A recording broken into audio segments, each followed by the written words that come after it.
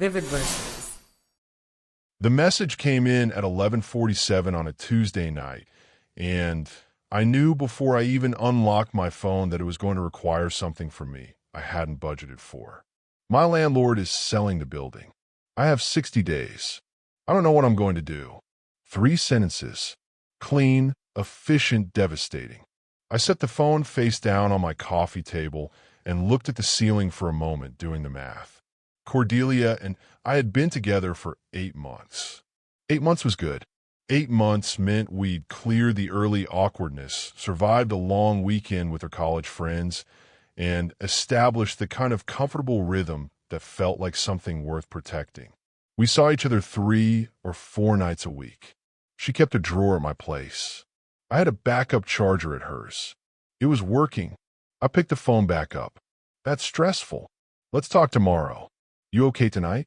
Her response was immediate, like she'd been holding it. I'm scared. I keep thinking about what makes sense. Like logistically. I read that twice. Logistically. A careful word. A pointed one. Get some sleep. We'll figure it out. I put the phone down again, but I didn't sleep easily. Not because I was worried about her housing situation. 60 days was real time, plenty of time, but because I caught something in her phrasing. The way logistically sat at the end of that sentence like it had been placed there. Not arrived at naturally, but set down with intention. I might have been wrong. I hope I was wrong. We met for dinner 2 nights later at the Italian place near the park, the small one with 8 tables and a rotating chalkboard menu. Cordelia was already there when I arrived, which was unusual. She had a relaxed relationship with punctuality that I'd long since made my peace with. But there she was, seated, menu already open, wearing the gray wrap dress I liked, and a look of composed distress that I noticed broke into something warmer the moment she saw me come through the door. She was beautiful.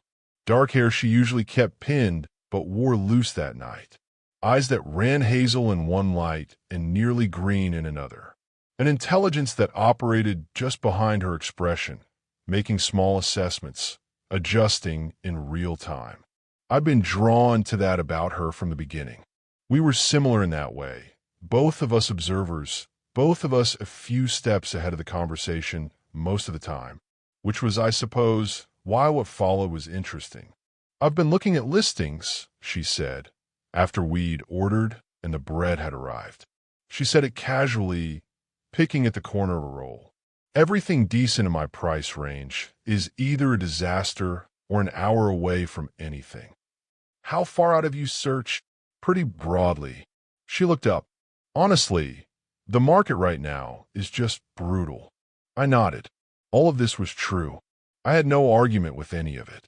I waited.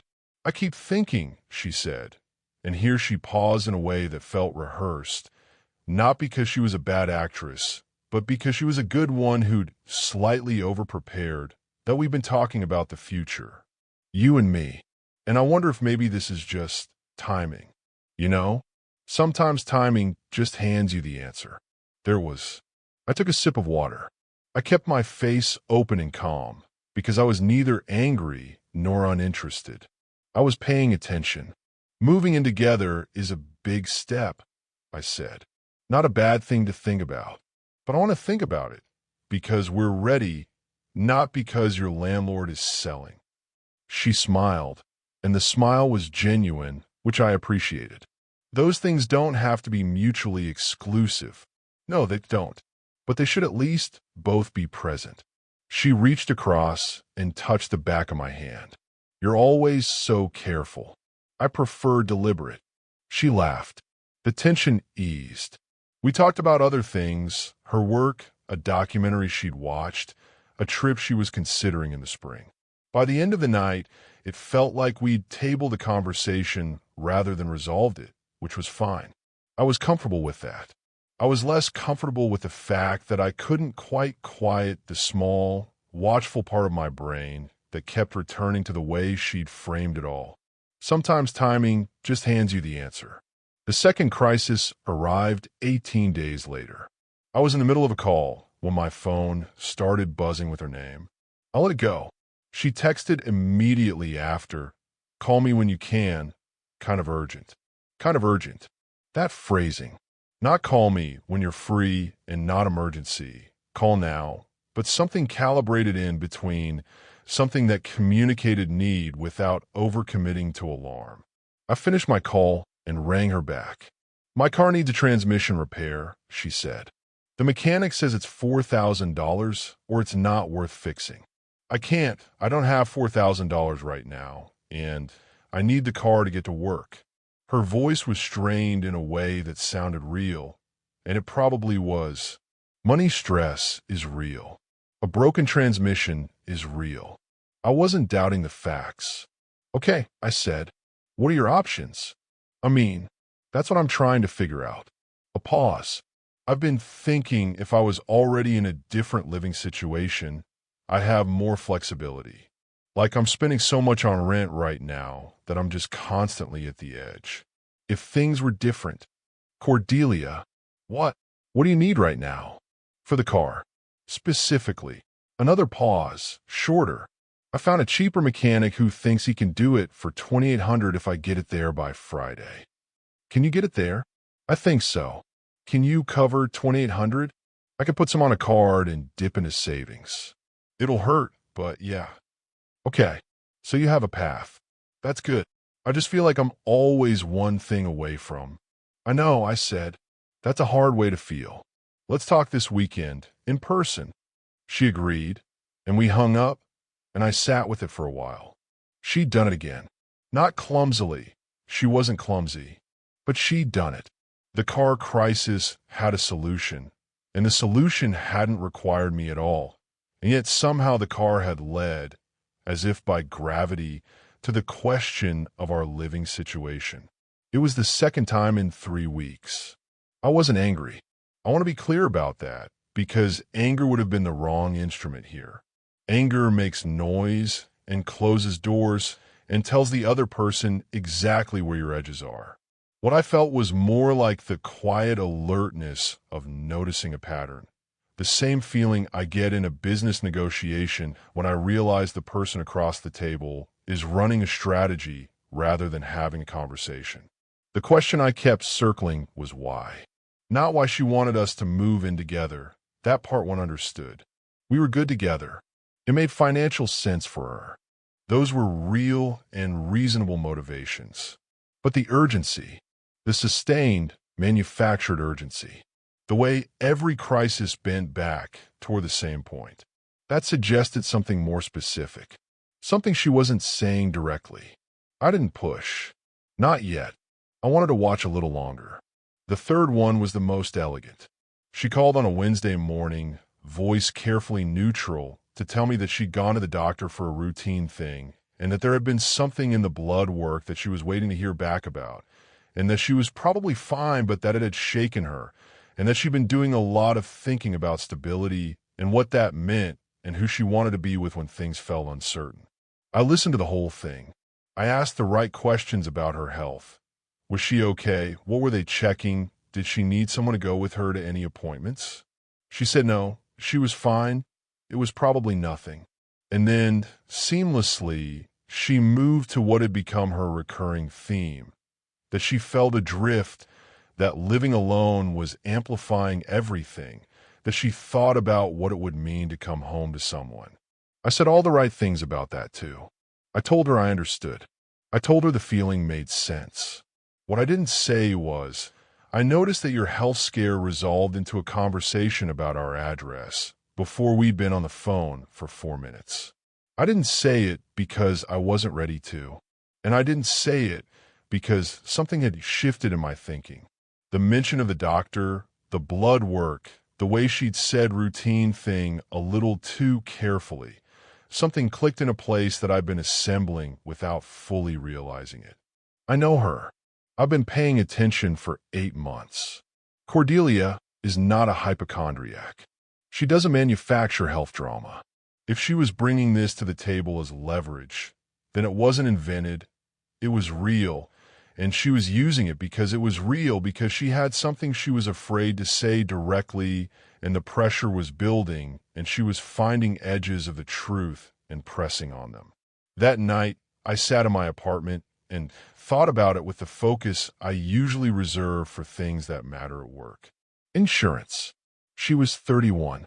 She was self-employed, had been for 2 years. She did brand consulting, freelance contracts, a business she'd built herself that I respected enormously. Self-employed meant she bought her own insurance. Self-employed with a pre-existing condition, or a new diagnosis, or an ongoing treatment. That was a different equation entirely. The market for individual plans could be brutal, especially if you needed something specific covered at a specific level. I thought about the timeline. When had the push started? Right at 8 months. Right when we were close enough that the conversation wouldn't be absurd, but before we'd had any natural reason to reach it ourselves. I thought about what it would cost her to just tell me. And I thought I understood that too. She was proud.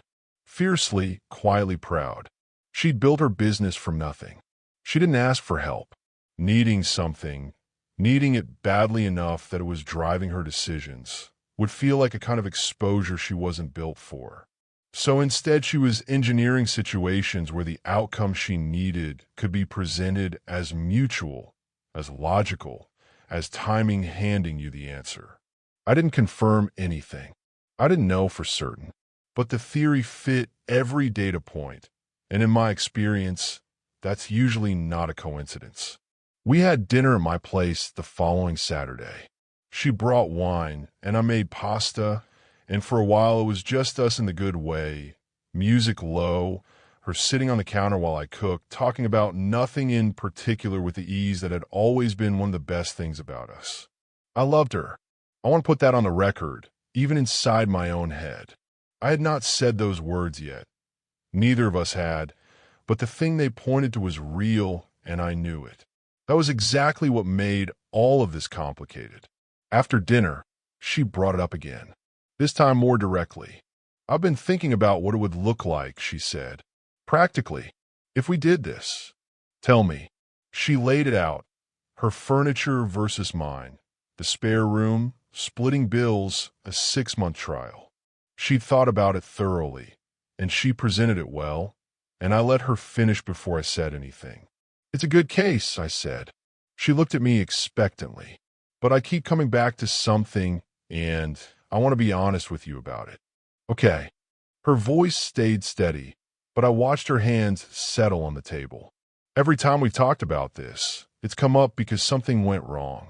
Your landlord, the car, the doctor stuff. And each time, the conversation moves to living together like it's the solution. And I'm not saying it isn't. Maybe it is, but I keep feeling like there's something underneath all of it that we're not actually talking about. I looked at her directly. Is there something going on that you haven't told me? The silence that followed was the most interesting moment we'd shared in 8 months. I watched her run through it. The calculation, the assessment, the brief flicker of something that might have been relief before it shuddered back into composure. I've just been stressed, she said. That's all. She held my gaze. She was good. She was very good. But she'd answer the question I'd asked, not the one I meant, and we both knew the difference even if only I was willing to name it. Okay, I said. I didn't push further. I'd given her the opening. She'd seen it and chosen not to walk through it. That was information too. Things were quiet for almost 2 weeks after that. No crises. No gentle redirections toward the question of our living arrangements. I wondered if my asking had bought some time, given her something to think about, or whether she was recalibrating. I was recalibrating too, because here's the thing I kept wrestling with, the thing that didn't resolve cleanly no matter how many angles I came at it from. I understood her, whatever she was carrying, and I was more certain than ever that I'd identified it correctly. I understood why she'd chosen this approach. It wasn't cynical exactly. It was desperate. And desperation in a proud person produces a particular kind of behavior, a kind that looks calculated on the surface, but is actually a person trying to survive without having to say, I need help. I wasn't angry about the manipulation.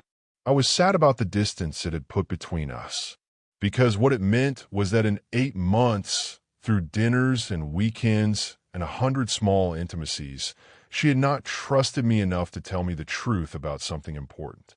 And I had to ask myself whether that was about me or about her, and the honest answer was probably some of both, but either way it was a problem. I wanted to fix it. I kept returning to that impulse. I wanted to find a way to make it easy for her, to say something that gave her permission, that made the telling safe. I ran through versions of it in my head, ways I could surface what I suspected without making her feel exposed. But every version I tried felt wrong, because if I told her what I'd figured out, I was taking the choice from her. I was arriving at the destination for her rather than letting her find the road herself. And whatever we built after that would have this underneath it. The fact that she'd never actually chosen to trust me. I just maneuvered her into a corner where the truth fell out. I needed her to tell me willingly, not because I'd engineered it, because she decided I was worth the risk. So I waited. She called on a Thursday and asked if I wanted to come over. Simple, warm, no subtext. I said yes. Her apartment was comfortable chaos in the way I'd always liked. Books horizontal on top of other books, a throw blanket perpetually migrating from couch to chair, half a dozen half-dead plants she refused to throw away because she was convinced she could still save them. We ordered food and watched something, and she fell asleep against my shoulder somewhere in the second episode, and I sat there in the dark with her breathing going slow and even, and I thought about how much I didn't want to lose this. But I also thought about what it would cost to keep it on these terms. She woke up around midnight, disoriented and soft, and we moved to her room, and in the dark she said quietly, "I'm sorry I've been weird." "You haven't been weird." "I have. I've been." She stopped. I waited. I've had a lot going on that I haven't known how to talk about. My pulse ticked up slightly, but I kept my breathing even. "You don't have to talk about it tonight." "I know." She was quiet for a moment. "But I think I should. At some point. I think I owe you that." "You don't owe me anything," I said. "But I'd like to understand." She didn't say anything else that night. But she'd said that much, and it was different from everything before it. It was the first time she'd moved toward it herself. I thought, there it is. And then I thought, now we see. The call came 2 weeks later, and this time it wasn't a crisis. She asked if I could come over. She had dinner ready, which was unusual. She wasn't a cook, had never pretended to be, and the kitchen smelled like effort. When I walked in, she was nervous in a way she'd never let me see before. Her hands weren't quite still. We ate. The conversation was carefully normal. And then, after, she sat across from me on the couch with her knees pulled up and said, "I need to tell you something." "Okay," I said. She looked at her hands for a moment, then at me. "I have an autoimmune condition. I was diagnosed about 14 months ago, a few months before we met. I'm managing it. It's not going to kill me or anything, but the treatment is ongoing and it's expensive, and it's the kind of thing that individual health insurance covers badly, or not at all, or with a waiting period that." She stopped. "I've been looking at my options for a while, and I kept hitting walls." She stopped again. Breathed. "The crises," she said. "The landlord, the car, the doctor visit. They were all real. Nothing was invented. But I leaned into them. I used them. Because I needed a reason for us to get there faster, and I didn't know how to just ask. Because asking felt like," she shook her head, "it felt like arriving at someone's door and saying I need something from you, before I could give them any real reason to want to give it." The room was quiet. "I know that's not fair," she said. "I know it's not how things should work between people who are—" She didn't finish that sentence. "I'm sorry. I'm genuinely sorry. I should have just talked to you." I sat with it for a moment. Not because I needed time to process. I processed this weeks ago. But because she needed to say all of it, and I wanted her to know I'd heard it. "Thank you for telling me," I said. And I meant it. She looked at me uncertainly. "You're not." "What? You're not angry?" "No. You seem like you—" She stopped again. "You seem very calm." "I am calm. I leaned forward, elbows on my knees. I'm not going to pretend this is easy to hear. Not because of the condition. That doesn't change how I feel about you. But because of the other part. She waited. 8 months, I said. 8 months of dinners and weekends, and you sleeping on my shoulder and all of it. And the entire time, there was something this significant that you decided I couldn't handle, or that you couldn't trust me with, or both. I said it without accusation, because it wasn't an accusation. It was just true. I don't know which it was. Maybe you don't either. But I kept opening the door, including directly that night I asked you, and every time you chose not to walk through it. I was scared, she said quietly. I know, and I understand why you were scared. I held her gaze. But fear is not the same as not having a choice. You had a choice every time. You just kept making the same one. Her eyes were bright. So what does that mean? I thought about how to say the next part in a way that was honest without being brutal. It means I have to ask myself whether that's going to change. Whether the next time something is hard or scary or costly to say, you'll say it. Or whether you'll find another way to engineer the outcome without having the conversation. I sat back. I can't know that. You probably can't know it either. Not for certain. But right now, tonight, I don't feel like I can make the decision you've been asking me to make. Not from this place. You mean moving in? I mean the whole thing. My voice was even. I wasn't performing calm. I was calm, even though the next sentence was going to cost me something. I care about you. That's not in question. But a relationship is made out of the things people do when they're scared. And the thing you did when you were scared was manage me instead of talk to me. And I can't build something lasting on top of that without knowing whether that's going to change. She didn't cry, which I respected. She just sat with it, looking at me with an expression I couldn't fully read. Are you ending this? She asked. I think I need to step back from it, yes. Because of what I didn't tell you, or because of the way I didn't tell you. The second one. I said it immediately because it was true and she deserved the precision. If you come to me 4 months ago and said, I have a condition, the treatment is expensive, I'm looking at my options, I want to talk about what our future might look like, that conversation would have gone differently. I don't know exactly how, but differently. The condition itself is not the issue. She nodded slowly. I see the difference, she said. I think I always saw it. I just couldn't make myself do it the right way. I know. We sat for a while longer. It wasn't hostile. It wasn't cold. It was two people who understood each other well enough to be honest, which was, in its way, the best version of this conversation we were capable of having. I want to say that on the walk home, I felt fine because that's the version of the story where I come off best, clear-headed, decisive, not particularly diminished. But that's not accurate. I felt the specific heaviness of a choice that was right and costly at the same time, which is the worst kind, because at least with wrong choices you get the consolation of knowing you could have done better. With this kind, you just have to carry it. I'd loved her. I meant what I said. The condition didn't change anything about that. If she'd walked through that door any one of the 15 times I'd quietly held it open, I think we could have worked through the rest. I'd have been steady for her. I'd have wanted to be. And I think on some level, she'd known that, which was maybe why she hadn't been able to do it, because wanting something that much from a specific person is its own kind of terrifying. But I'd also meant the other part. You can understand exactly why someone made the choices they made and still not be able to accept the choices. Understanding is not the same as permission. Compassion is not the same as surrender. She needed something, and she needed it badly, and she'd done what she felt she had to do to get it. I didn't hold that against her. It told me, in fact, something important about her character, that she was a fighter, that she would do what it took, that she operated well under pressure.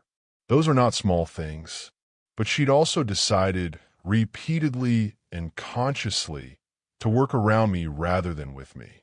To see me as a resource to be managed rather than a person to be trusted. And whatever the provocation, that pattern of thinking was one I couldn't unknow. There's a version of this where I stay, where I factor in everything I understood about what she was up against and decide that the circumstances were extenuating enough that the behavior could be set aside, where I do the math on what the relationship was worth and conclude that the ledger still comes out positive. I ran that version. I've been running it for weeks, in fact, in the background alongside everything else. But the version where I stay requires me to be okay with having been maneuvered. And not just once, in a moment of panic, methodically over months with intelligence and consistency. It requires me to look at the woman I'd fallen for and know that when the stakes were high and she was scared, her instinct was not to reach toward me, but to move around me, to see me as an obstacle with an outcome, rather than a person on her side. Maybe that would have changed. Probably even people grow, especially when things get named and brought into the light. And she'd done that tonight. She'd done it entirely on her own, without me forcing her hand. That meant something, but it didn't mean enough. Not yet. Not from where we were. The last thing she'd said, as I was putting on my coat, I'm going to figure out the insurance thing. On my own. I want you to know that. I believe you, I said. I'm not saying it for you. Or, two, she stopped. I just wanted to say it. I'm glad. And I was. I'm in it without reservation. She was smart and capable, and she'd solve the problem. She'd have solved it eventually regardless of how things went between us. The condition that had been driving all of this was manageable. The situation was hard, but not unsurvivable. She'd be all right. I hope she'd be more than all right. I hoped the thing she'd done tonight, sitting across from someone she cared about and saying the true thing even though it was terrifying, I hoped she'd notice that she'd done it. That she'd feel what it was to get to the other side of that kind of honesty and discover that the ground was still there. That even when the outcome wasn't what she'd wanted, she'd survive the telling. I hope she'd carry that forward. I've thought about it in the weeks since. Turn it over the way I tend to do with things that don't have clean resolutions. Wondered whether I called it right, whether I would call it differently given more time or more distance. And I keep coming back to the same place. A relationship is made out of the things people do when they're scared. I believe that more firmly than almost anything else I know about people and how they work. The ordinary moments are just the surface, the dinners and the conversations and the good mornings. What's underneath, what actually holds a structure up, is what happens when something real is at stake. When telling the truth costs something. When the ask is the kind that feels dangerous. She'd had that chance. She'd had it over and over, across months, in quiet rooms, and over shared meals, and in the dark when her guard was down and connection was easy. She'd looked at the door every time, and every time she'd decided the other way was safer. I'm not a hard man. I don't think I'm a man without patience. But I know what I need from a partnership, and what I need is the kind of person who, when things are hard, moves toward me rather than around me. Who trusts not because everything is safe, but because they've decided I'm worth the risk. She decided that, finally. But finally was 8 months in, and only after every alternative had closed. I'm not sure what to do with that, except to carry it honestly and leave room, somewhere in the accounting, for the fact that people are complicated and fear is real, and she'd done the best she could with what she had. So had I. That's all any of us can do. And sometimes the best any of us can do is still not quite enough. And the right thing is to know that clearly and say it cleanly and let the other person go make a better attempt at it with someone else. I hope she does. I genuinely, without qualification, hope she does. Thanks for listening.